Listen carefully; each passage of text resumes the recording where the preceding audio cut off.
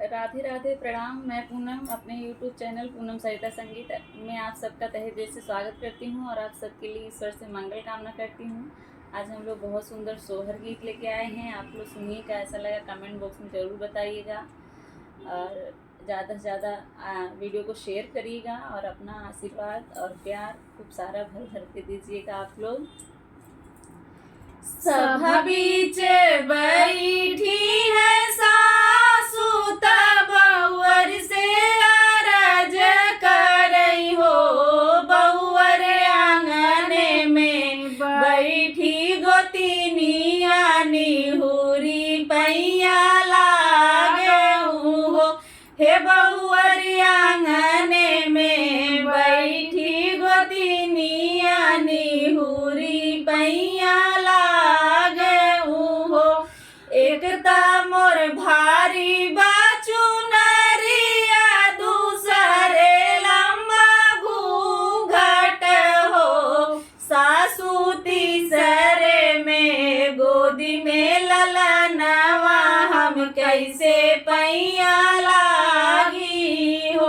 सासू तीसरे में गोदी में ललनवा, हम कैसे पैया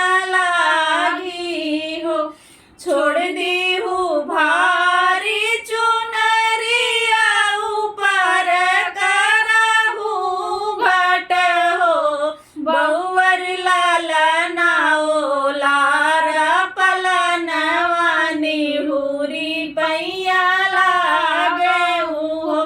हे बहुअर लालनाओ लारा पलनवा, निहुरी पैया एकता मैं धना से धनई, तिनता पुत से पुतवाई तीनी हो। सासू हम यही पिया के दुलारी, हम कैसे पैया लागी हो। हे सासू हम यही पिया के दुलारी, हम कैसे पैया लागी।